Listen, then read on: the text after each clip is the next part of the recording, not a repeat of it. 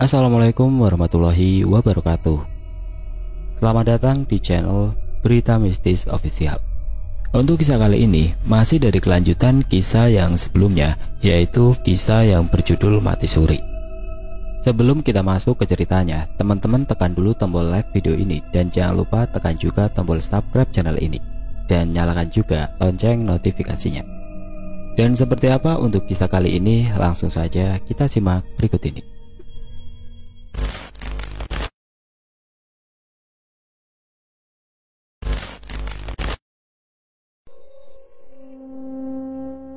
Sekarang, pergilah. Kau tahu, kami tidak bisa menghabisimu karena perjanjian yang kau buat dengannya.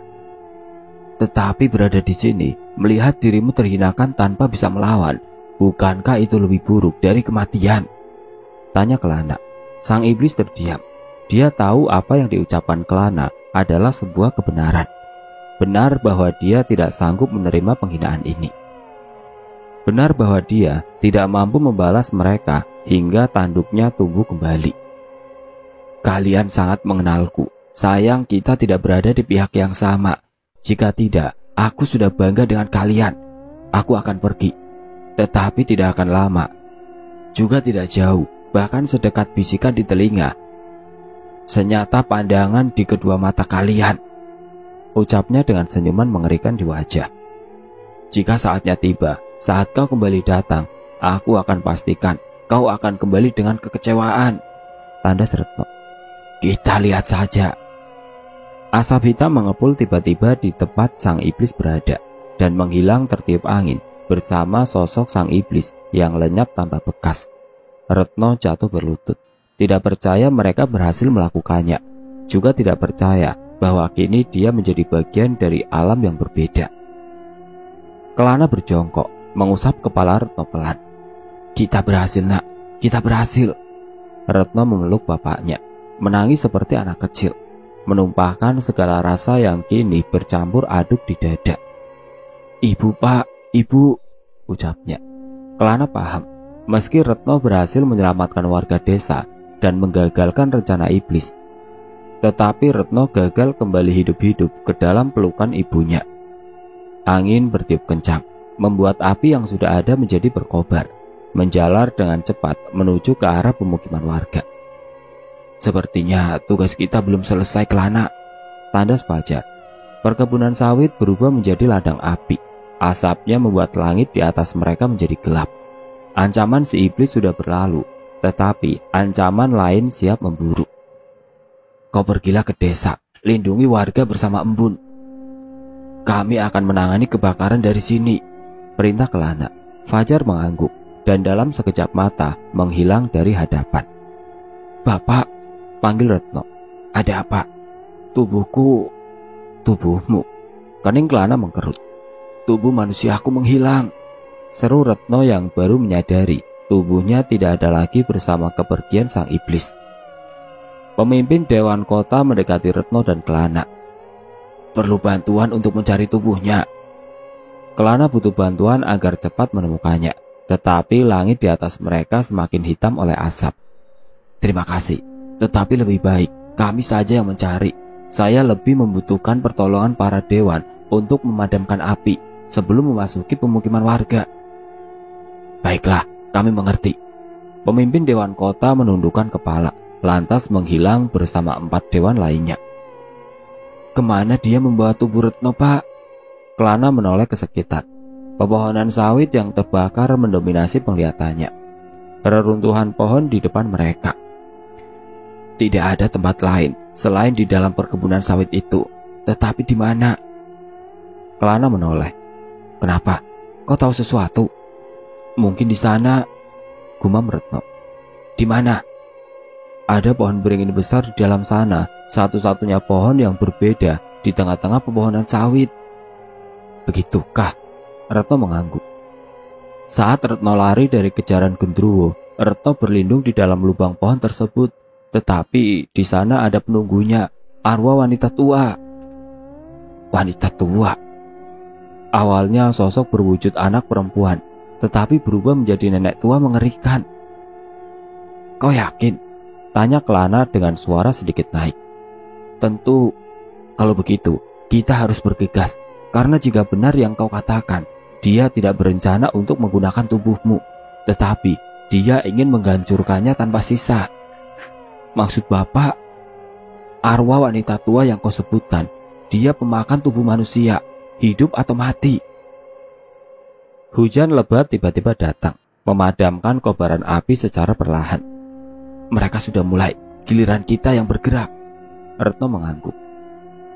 Ikut Retno, Pak, serunya. Cahaya putih yang sebelumnya dikeluarkan oleh Kelana seharusnya sudah melenyapkan segala setan dan arwah yang ada di sekitar, termasuk para penghuni kebun sawit ini. Tetapi untuk arwah yang Retno sebutkan, dia selalu berada di dalam lubang pohon beringin. Ada kemungkinan dia luput dari kekuatan doa Kelana. Di sana, Kelana menunjuk sebuah pohon beringin besar dan tinggi di hadapannya. Benar, ada tamu rupanya, ucap sosok nenek-nenek yang waktu itu Retno temui. Itu dia, bisik Kelana ke telinga Retno. Dia yang Retno ceritakan. Dengan matanya yang mengeluarkan darah berwarna hitam, dia menatap Kelana dengan seksama. Apakah kau yang membuat cahaya putih sebelumnya? Tanyanya sambil mengendus-ngendus ke arah Kelana. Ya, itu aku. Kalian orang Limun, tetapi sebelumnya dia hanya manusia saat berkunjung ke tempatku.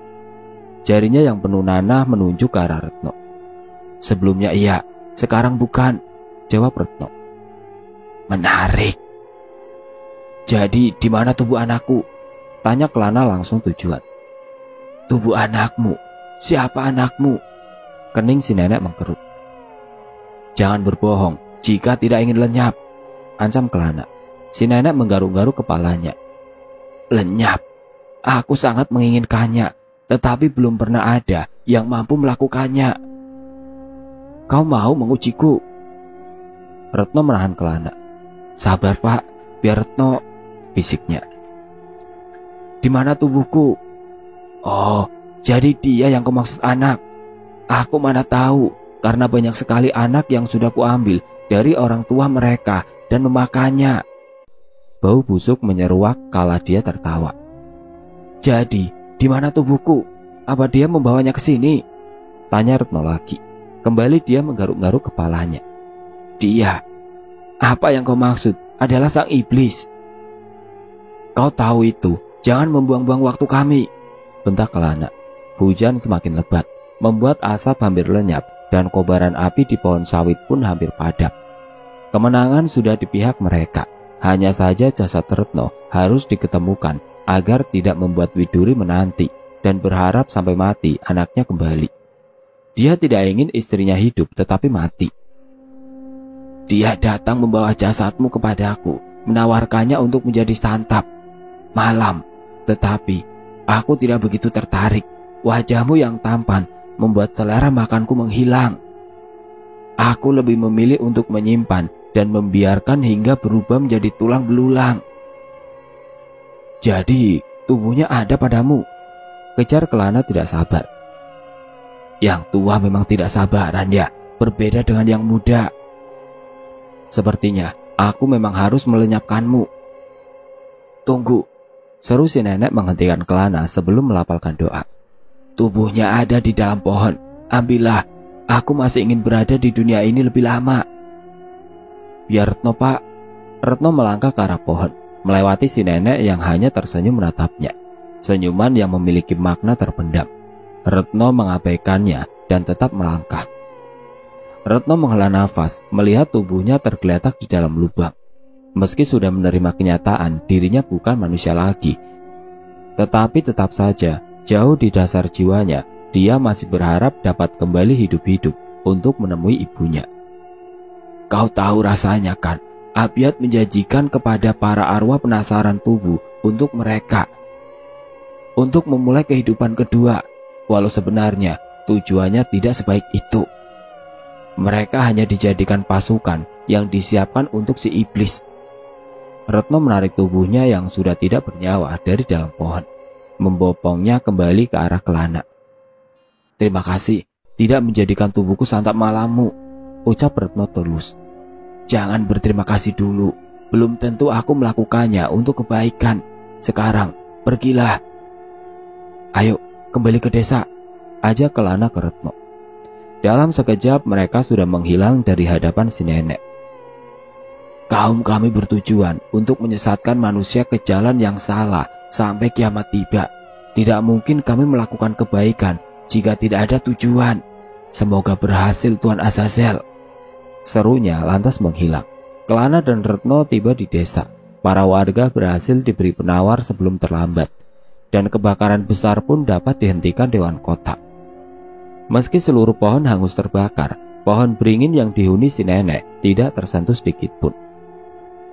Retno dan orang-orang yang membantunya sekarang berada di rumah Pak Abdu, termasuk Wawan.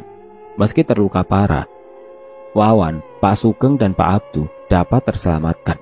Wawan yang belum pulih total terhenyak saat melihat tubuh sahabatnya sudah tidak bernyawa. Air matanya mengalir begitu saja. Dia tidak mengira ini menjadi perjalanan mereka yang terakhir. Retno tidak kuasa melihatnya. Bisa saja dia muncul di hadapannya, tetapi dia tidak ingin membuat sahabatnya itu merasa lebih bersalah karena membiarkan Retno yang mengambil penawaran. Apa yang harus kukatakan ke ibumu saat membawa kau pulang ke rumah? Apa, Ret? Jika begini, lebih baik aku tidak terselamatkan. Serunya sambil menangis menjadi-jadi. Pak Abdu, Pak Sugeng, dan Nek Siri hanya terdiam memandang. Memberi waktu kepada Wawan menumpahkan segala kesedihan. Kau yakin membiarkannya seperti itu? Tanya Kelana. Ini hanya sementara. Dia akan cepat membaik dibanding dia tahu kebenarannya. Seumur hidup dia akan merasakan penyesalan. Jawab Retno. Pak Abdu, mobil ambulannya sudah siap. Seru seseorang dari luar rumah. Pak Abdu mendatangi Wawan di dalam kamar tamu. Ambulan yang akan membawa kalian pulang sudah siap, ucapnya pelan. Wawan menyeka air matanya dan mengangguk. Matanya terlihat merah karena menangis dan tidak tidur hingga ambulan tiba. Di hadapannya terbujur kaku tubuh Retno. Kenapa jadi begini, Rat? Dadanya masih terasa sesak dan sakit, melebihi rasa sakit karena luka tusuk di perutnya.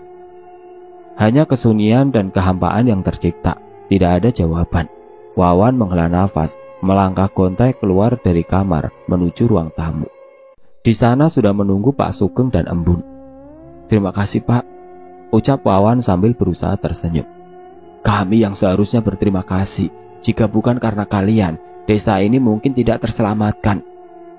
Dan kami turut menyesal atas apa yang menimpa Retno, ucap Pak Abdu dengan wajah sendu. Wawan memeluk Pak Abdu dan Pak Sugeng bergantian, menyalami tangan Embun yang masih dia kenal sebagai Nek Siri. Beberapa warga desa masuk ke dalam rumah, membantu mengangkat tubuh Retno untuk dipindahkan ke dalam ambulans. Saya pamit, sekali lagi terima kasih. Assalamualaikum, ucap Wawan berpamitan. Waalaikumsalam, sahut mereka serentak. Wawan masuk ke dalam mobil, duduk di samping tubuh Retno yang terbaring di tempat tidur yang sudah disiapkan. Petugas menutup pintu belakang. Tidak lama ambulan bergerak, melaju dengan perlahan. Dari jauh, tepat di puncak bukit desa Pagar Mentimun, Retno mengamati kepergian sahabatnya. Sahabat satu-satunya yang entah kapan dapat ditemuinya lagi. Maafkan aku, Wan, gumamnya. Langit sore ini begitu cerah, secerah wajah para warga desa yang berhasil diselamatkan. Angin pantai berhembus, membawa ombak menghantam dinding pembatas. Tidak ada lagi ketakutan, tidak ada lagi kecemasan. Semua kembali seperti sedia kala, seperti seharusnya. Terima kasih, Retno, ucap Santi yang muncul tiba-tiba di dekatnya. Retno menoleh ke arah Santi yang sebelumnya tidak pernah tersenyum, tetapi kini begitu indah senyum di bibirnya. Tidak perlu, sudah kewajiban sesama manusia untuk saling menolong dalam kebaikan. Senyum Santi semakin lebar mendengarnya, bersama rasa kagum yang baru disadari. Seandainya kita bertemu lebih cepat dan tidak dalam situasi seperti ini, gumam Santi. Kening Retno mengkerut. Maksudnya? Tidak, bukan apa-apa, ucap Santi dengan wajah memerah. Yakin?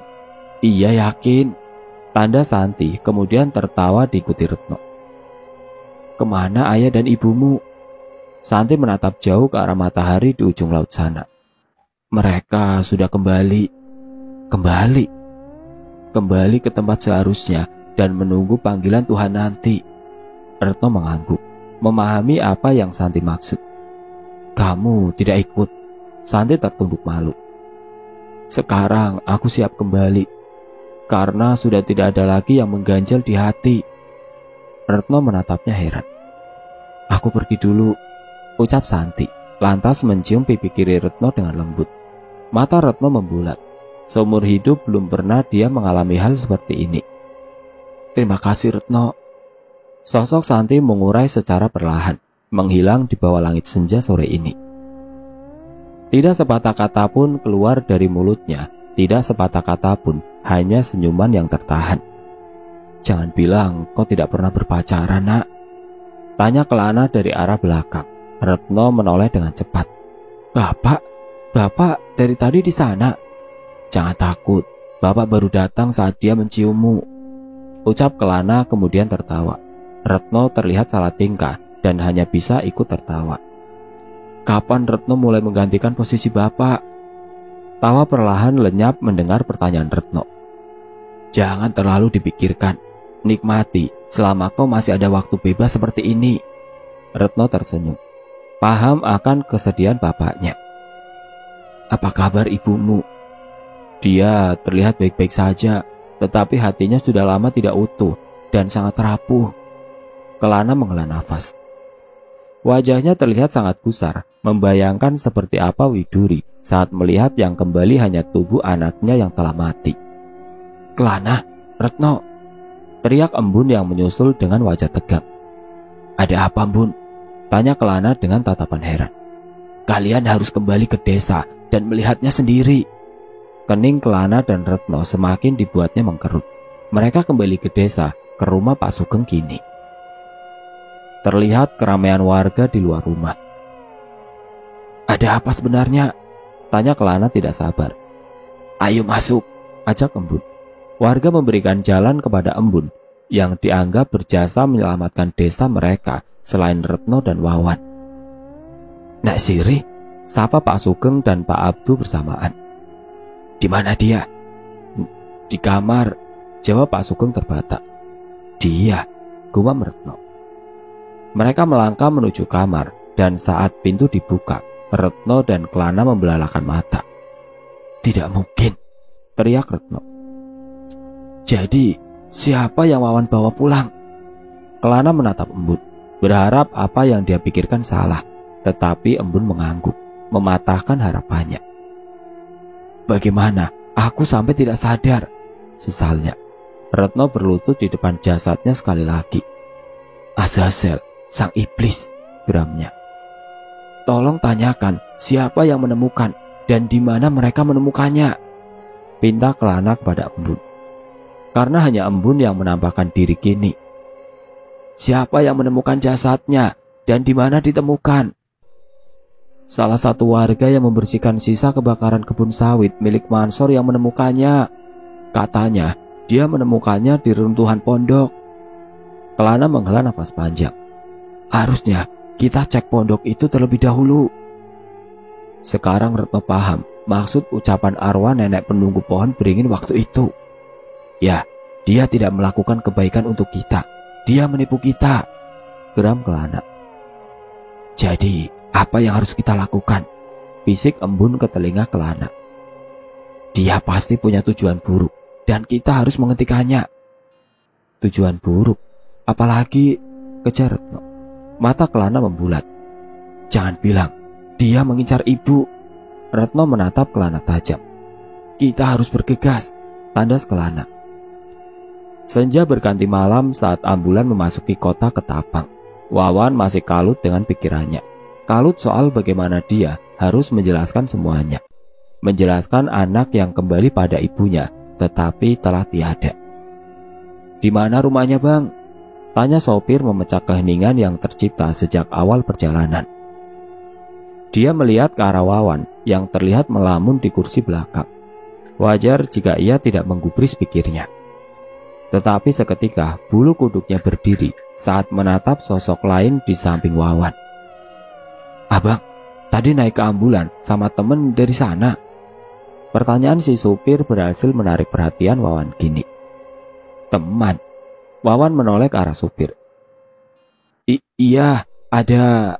Wawan menggeleng. Nggak ada bang, memangnya kenapa? Si sopir melihat ke kursi belakang lewat kaca tengah mobil. Nggak ada, gumamnya keheranan. Apa yang nggak ada?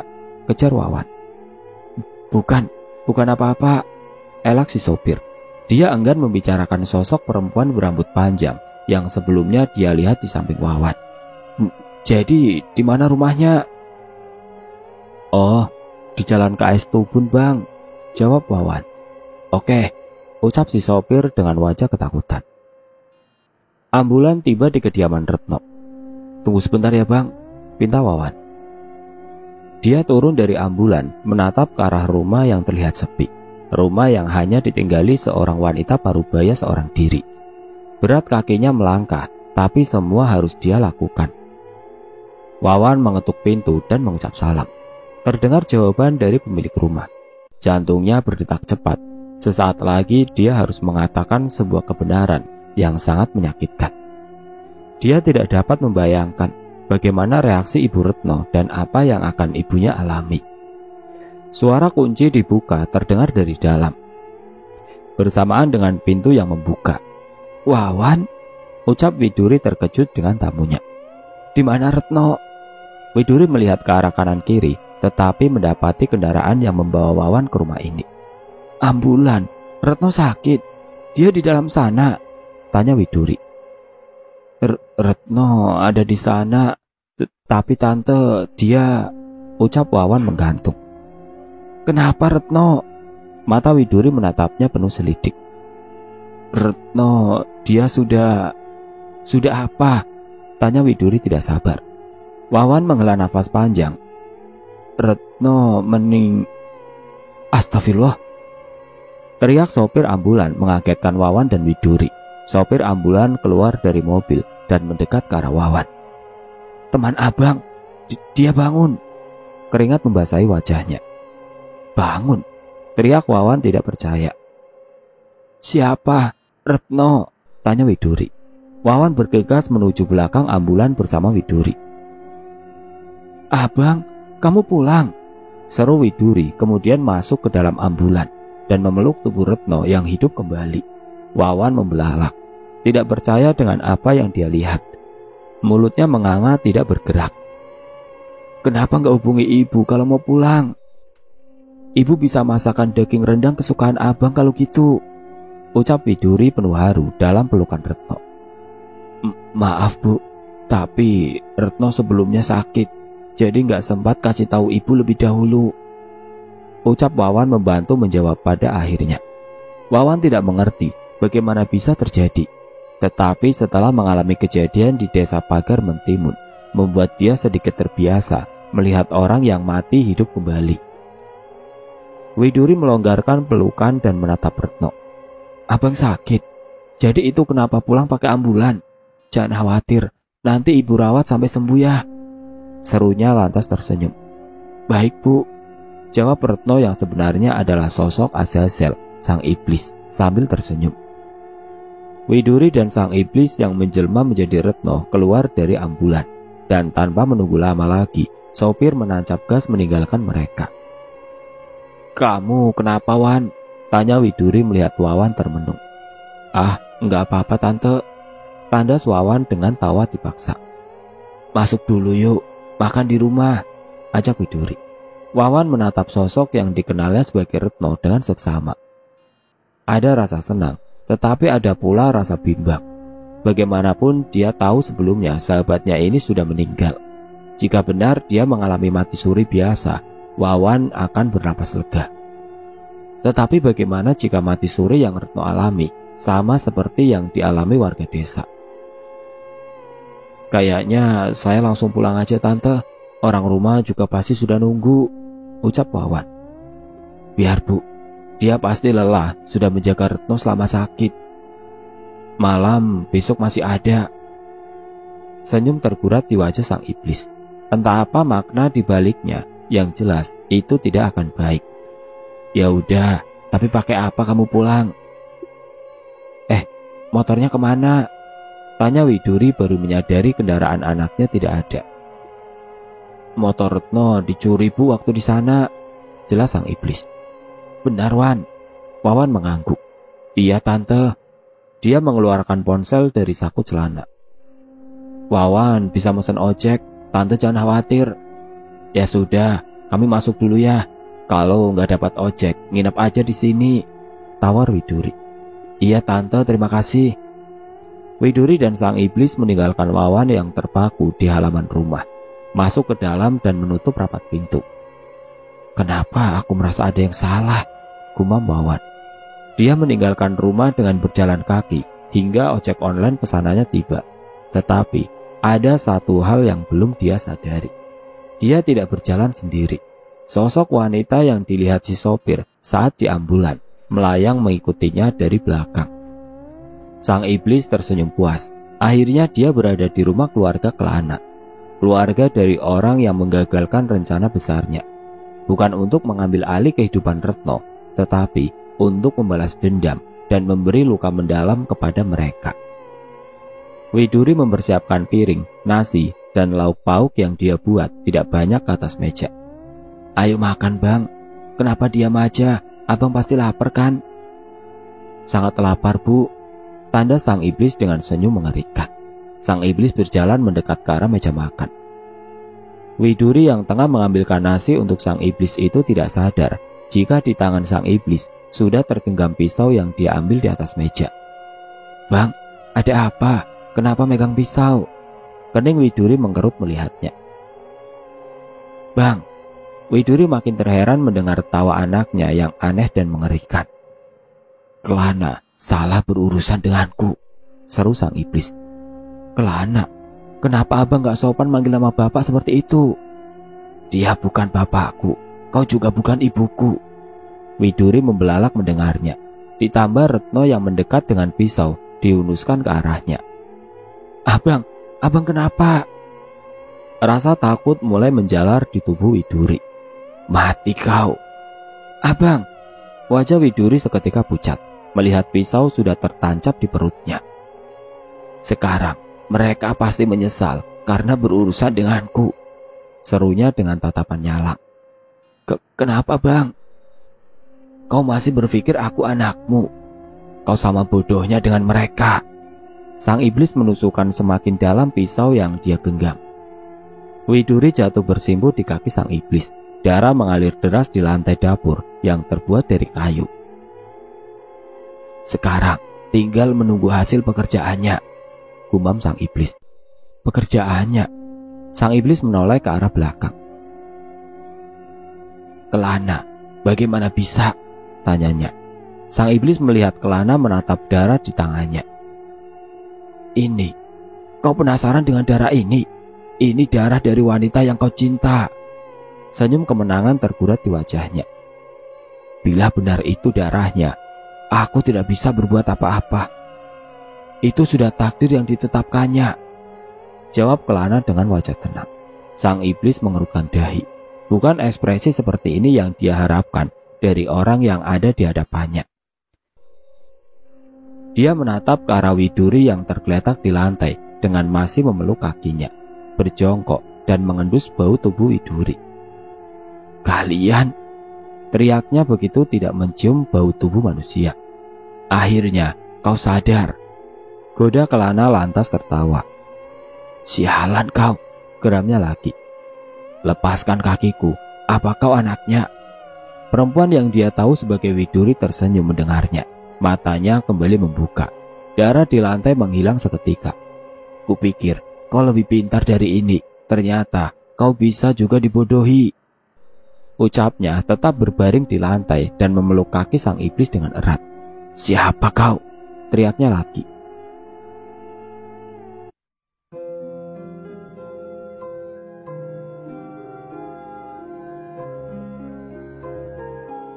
Oke teman-teman, sampai di sini dulu ceritanya. Nantikan kelanjutan kisah ini di video berikutnya. Agar tidak ketinggalan, klik tombol subscribe channel ini dan nyalakan lonceng notifikasinya. Wassalamualaikum warahmatullahi wabarakatuh.